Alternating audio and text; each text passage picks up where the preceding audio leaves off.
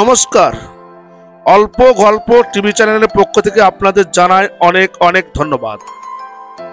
আমাদের চ্যানেলটি যারা নতুন দেখছেন তাদের কাছে অনুরোধ করব, আমাদের চ্যানেলের নতুন নতুন ভিডিও পেতে চ্যানেলটিকে অবশ্যই সাবস্ক্রাইব করে দেবেন। আজকের গল্পের নাম অহংকারী রাজকন্যার শাস্তি। এক দেশে এক রাজা ছিলেন। রাজার একটি কন্যা ছিল। রাজার সেই কন্যাটি অহংকার ও জেদি। মানুষকে মানুষ বলে জ্ঞান করতেন না, মানুষের উপর খুব অত্যাচার করতেন। কারণে অকারণে প্রজাদের উপর চাবুক চালাতেন তিনি। রাজা রাজকুমারীর ঔদ্ধত্য দেখে তিনি খুব চিন্তায় পড়ে গেলেন এবং কন্যাকে ডেকে পাঠালেন। বললেন, মা, এইভাবে আর কতদিন চালাবে বলতো? তার চেয়ে তোমার বিয়ে দিয়ে দেওয়াই ভালো। তুমি সংসারে মন দাও, তাতে তুমি খুব ভালো থাকবে। এই কথা শুনে রাজার কোনো কথার উত্তর না দিয়ে চলে গেল। রাজা মনে মনে ভাবলেন, মেয়ে তো কোনো কথার উত্তর দিল না, নিশ্চয় বিয়েতে সে সম্মতি দিয়েছে। তাই রাজা মশাই করলেন কি, রাজ জ্যোতিষী মহাশয়কে ডেকে পাঠালেন। জ্যোতিষী মহাশয় এসে হাজির হলেন এবং তিনি রাজকুমারীর ভাগ্য গণনা শুরু করে দিলেন। রাজকুমারীর ভাগ্য গণনার ফলাফল দেখে জ্যোতিষী তো হতবাক। রাজামশাইকে সে মুখ ফুটে বলতেও পারছে না, ইতস্তত বোধ করছেন। রাজামশাই বলে উঠলেন, কি জ্যোতিষী মশাই, বলুন, আমার মেয়ের ভাগ্যে কি লেখা আছে এবং কেমন ধরনের বর সে পাবে? জ্যোতিষী মৃদু কণ্ঠে বলে উঠলেন, মহারাজ, অপরাধ নেবেন না, আপনার মেয়ের ভাগ্যে অজ্ঞ মূর্খ বর লেখা আছে।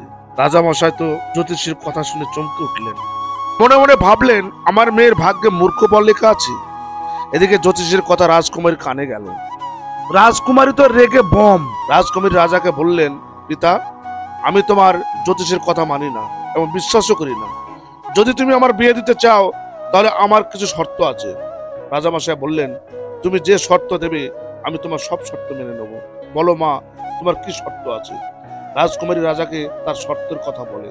রাজামশাই রাজকুমারীর শর্ত অনুযায়ী সারা রাজ্যে ঢেরি পাঠিয়ে দিলেন এবং ঢেরিতে উল্লেখ করলেন যে পাত্র রাজকুমারীর সব প্রশ্নের উত্তর দিতে পারবে তিনি সেই পাত্রকে বিয়ে করবেন।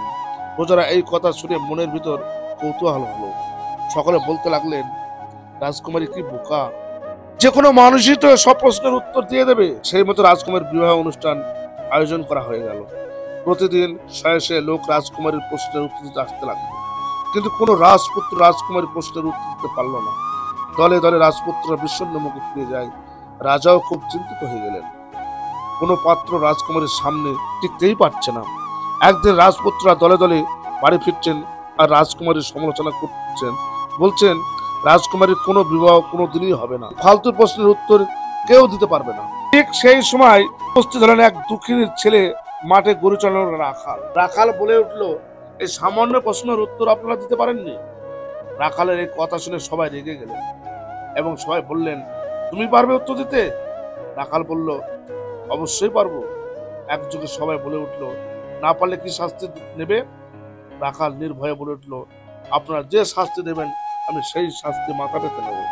সেই মতো রাখালকে রাজপুত্ররা ভালো ড্রেসপত্র দিয়ে ভালো করে বর সাজে রাজার বাড়ির উদ্দেশ্যে রওনা দিলেন এবং রাস্তায় সব লোকজন ওইসব রাজপুত্ররা আলোচনা করতে লাগলেন এবং খানঘোষা করতে লাগলেন যে রাখাল তো কোনোদিন উত্তর দিতে পারবেই না, তার চেয়ে ওর জন্য কোনো একটা শাস্তির বিধান আগে খুঁজে বার করা হোক।